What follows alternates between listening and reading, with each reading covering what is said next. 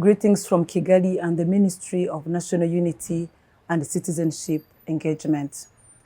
Let me start with a word of comfort to all Rwandans, the world in general, and specifically survivors who at this time have to revisit their dark history.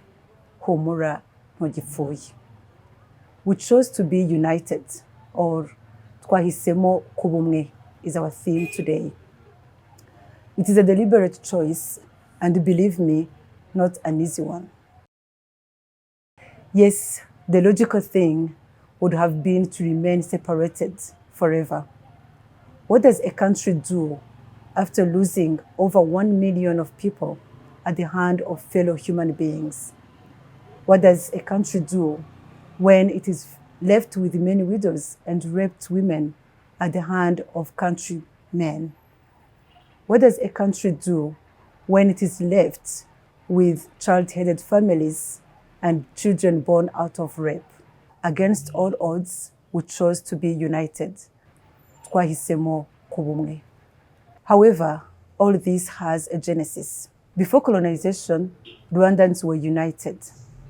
Though disputes occurred from time to time, there was no time when one group stood up to exterminate the other. Rwandans considered themselves brothers and sisters. They called themselves sons and daughters of Kanyarwanda.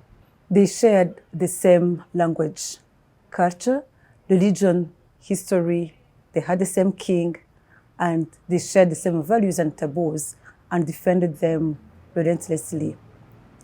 Many of the values were taught in Itorero, a traditional Rwandan school before the colonization. Values of patriotism and heroism made Rwanda a respected country in the region. Participants of Itorero also learned good social relationships, which boosted the national unity. Then the colonizer came. Colonial rule have three things in common. It oppresses the nationals, loots their properties, and demonizes them. It always tries to change the mentality and beliefs of colonized people, leading them to lose their values, rights, and most importantly, their identity. The first colonizers were Germans who arrived in 1900 and were replaced by Belgians in 1916 after World War I. Once in Rwanda, colonizers destroyed the foundation of Rwandans' unity and values. They abolished Itorero, harvest ceremony, umuganura, and administrative institutions such as the esoteric code, ubwiru. They also removed the King Musinga from the throne, and if that was not enough, they forced him into exile. Colonizers and Catholic missionaries were of the view that Rwandans are different in terms of origin, settlement in Rwanda, physical features, beliefs, and culture. Of course, their only motive was divide and rule. In 1933, the colonizers introduced the identity card referred to by Banyarwanda as Ibuku, the book. The book had two elements. It indicated ethnic groups which showed the traditional clan, Abega, Abasinga, Ababanda, etc. It also introduced something called race, which had no meaning in Kinyarwanda. It is under race that they mentioned the so-called ethnic groups, Hutu, Tutsi, Twa. From 1959, political parties were created. The main ones were Parmehutu, Rader, Aprosoma, and UNAR.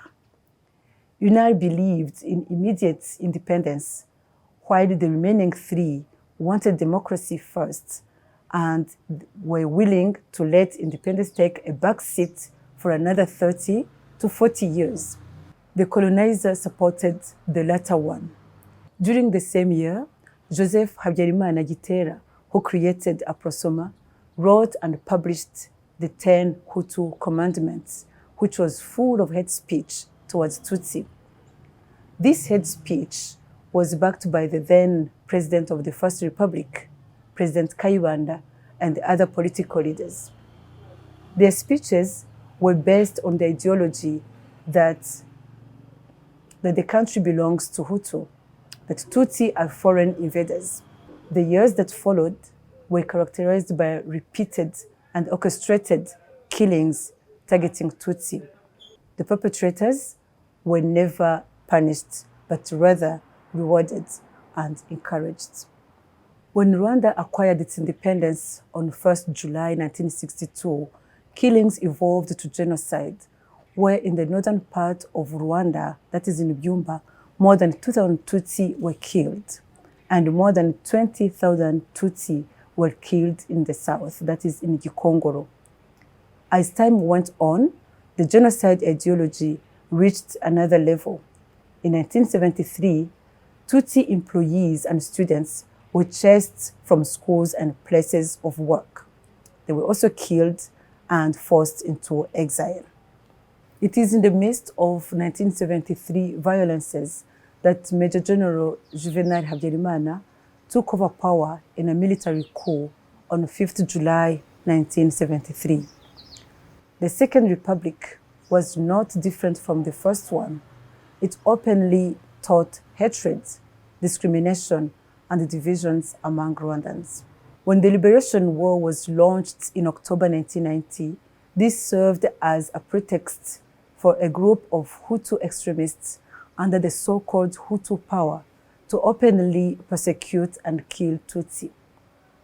To get the massive adherence, the regime told the population that the invaders were Tutsi from Uganda in collaboration with Tutsi inside the country, that all of them wanted to reclaim power from Hutu majority and bring them back to monarchy and slavery. In that regard, any Hutu was sensitized about their real enemy. Extremist political parties and media outlets were all mobilized towards inciting Hutu to exterminate Tutsi.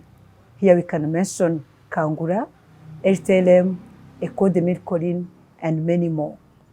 In addition to this propaganda, militia groups were trained to kill as they wait for what was to be the final signal.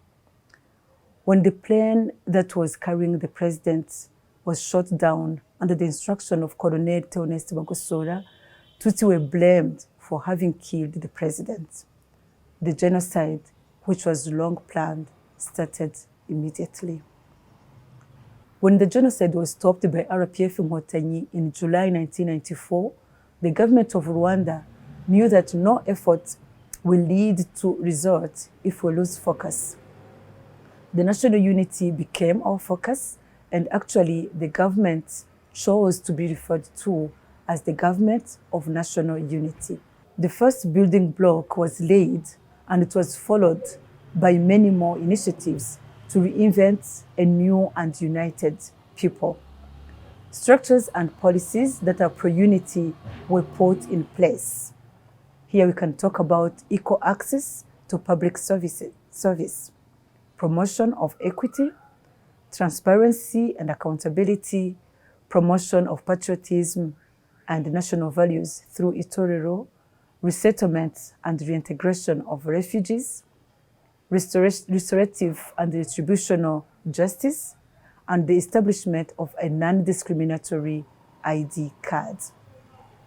We also note the creation of pro-unity socio-economic programs like One Cow Papua Family, commonly known as Girinka, Communal Works, Umuganda, to name but a few.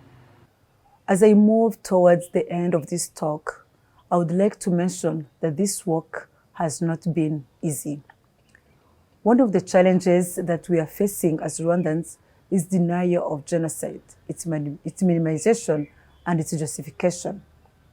In its preamble, the Constitution of the Republic of Rwanda stipulates that Rwanda is committed to preventing and punishing the crime of genocide, fighting genocide negationism and revisionism, eradicating genocide ideology and all its manifestations.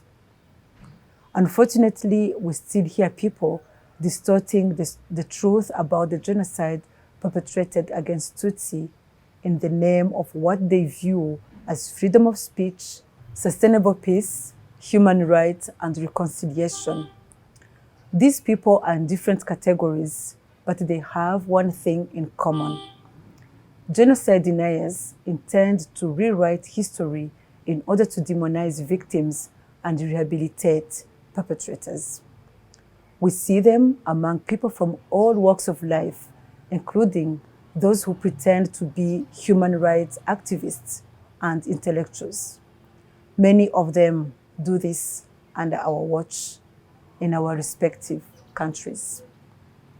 Let me conclude by sending a reminder that the UN Resolution number 2150 calls upon states that have not yet ratified or acceded to the Convention on the Prevention and Punishment of the Crime of Genocide to consider doing so as a matter of high priority and, where necessary, to enact national legislation in order to meet their obligations under that convention. Indeed, as Elie Wiesel said, genocide denial is a double killing. Deniers murder the dignity of survivors and seek to destroy remembrance of the crime. Let's all work together to make never again a reality. Thank you.